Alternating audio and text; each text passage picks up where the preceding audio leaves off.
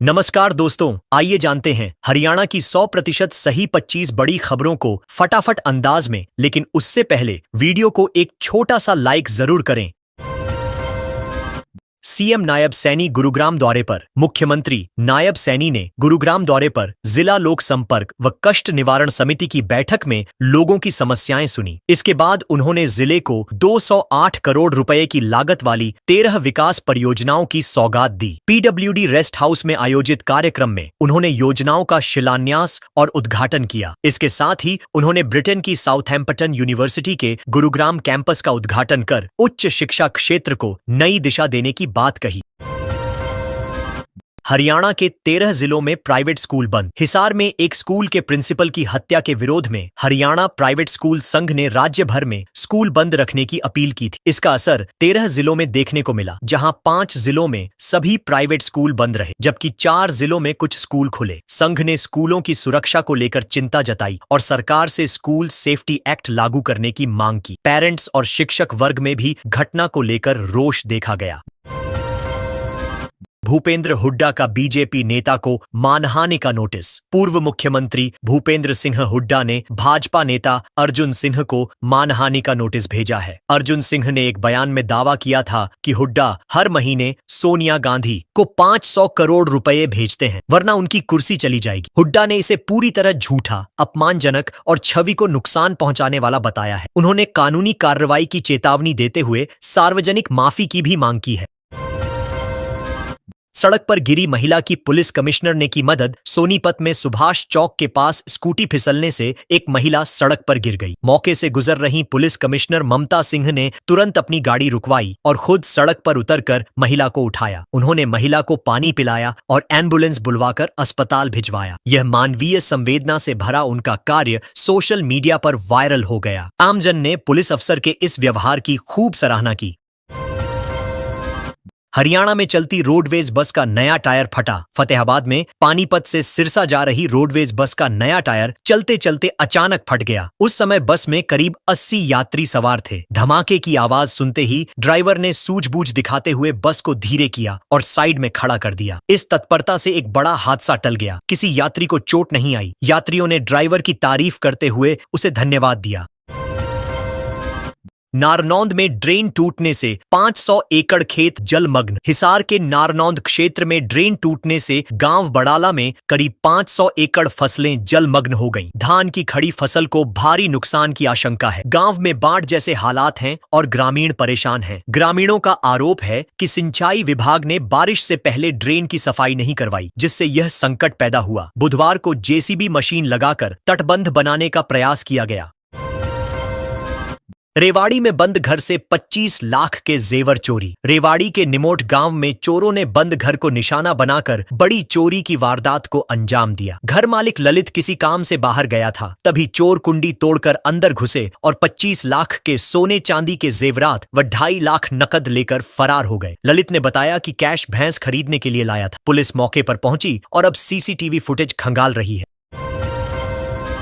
सोनीपत में चला अवैध कॉलोनी पर बुलडोजर। सोनीपत में जिला प्रशासन ने अवैध कॉलोनियों पर बड़ी कार्रवाई की। डीसी सुशील सारवान के निर्देश पर डीटीपी की टीम ने 2 गांवों में 2 एकड़ में बनी अवैध कॉलोनी, प्लॉटिंग और सड़क निर्माण को ध्वस्त किया। कार्रवाई के दौरान मौके पर भारी पुलिस बल मौजूद रहा। प्रशासन ने लोगों को चेताया है कि बिना अनुमति कॉलोनी बसाना अपराध है और भविष्य में ऐसी और कार्रवाइयां की जाएंगी। आपातकाल के 50 साल पूरे होने पर दादरी में प्रदर्शनी। चरखी दादरी में आपातकाल की 50वीं वर्षगांठ पर विशेष प्रदर्शनी आयोजित की गई। लघु सचिवालय में लगी इस प्रदर्शनी में लोकतंत्र के उस कठिन दौर की झलक दिखाई गई जब अभिव्यक्ति की स्वतंत्रता पर रोक लगी थी। सिटी मजिस्ट्रेट ने बताया कि यहाँ लोगों को उस समय की घटनाओं की सटीक जानकारी दी जा रही है। इस मौके पर लोकतंत्र के लिए संघर्ष करने वाले सत्याग्रहियों को श्रद्धांजलि भी दी गई।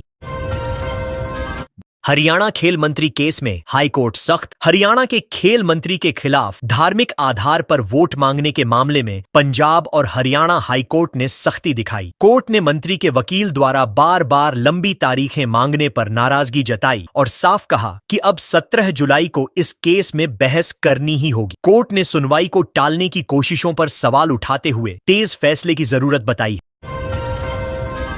फतेहाबाद पुलिस ने दबोचा अंतर्राज्यीय ठग गिरोह। फतेहाबाद साइबर थाना पुलिस ने बड़ी कार्रवाई करते हुए नागालैंड से अंतर्राज्यीय साइबर ठग गिरोह के 3 सदस्यों को गिरफ्तार किया है। आरोपी फिशिंग लिंक भेजकर लोगों के बैंक खातों से ठगी करते थे। पुलिस ने इनके पास से महंगे एप्पल मोबाइल फोन और फर्जी दस्तावेज भी बरामद किए हैं। गिरोह का नेटवर्क कई राज्यों में फैला था। पुलिस अब इनसे पूछताछ कर अन्य ठिकानों का पता लगा रही है।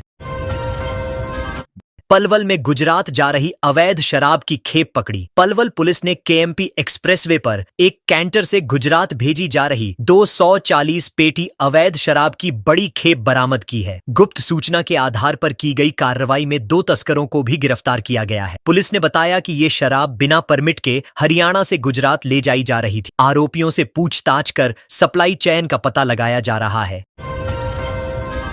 करनाल में एनएच सर्विस रोड की मरम्मत में खानापुर। करनाल में एनएच 44 की सर्विस रोड की मरम्मत में लापरवाही का वीडियो सोशल मीडिया पर वायरल हो रहा है। वीडियो में दिखाया गया कि पानी भरे गड्ढों में बिना तकनीकी प्रक्रिया के मिक्स मटेरियल डाला जा रहा है। यह काम एनएचएआई के ठेकेदार द्वारा कराया जा रहा है। स्थानीय लोगों ने आरोप लगाया कि इससे सड़क की हालत और बिगड़ सकती है। मामले की जांच की मांग भी उठ रही है।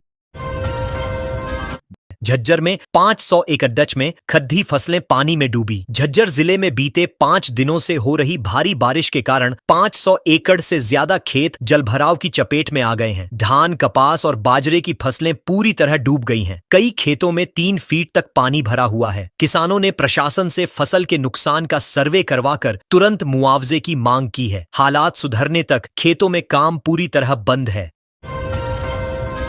पानीपत में ट्रेन की चपेट में आया युवक, मौत। पानीपत के सिकंदरपुर गांव के पास रेलवे ट्रैक पार करते समय एक युवक ट्रेन की चपेट में आ गया, जिससे मौके पर ही उसकी मौत हो गई। मृतक युवक अखाड़े में आर्मी की तैयारी के लिए जा रहा था। हादसे की सूचना मिलते ही जीआरपी मौके पर पहुंची और शव को कब्जे में लिया। युवक के पास से मोबाइल बरामद हुआ, जिससे परिजनों को सूचना दी गई।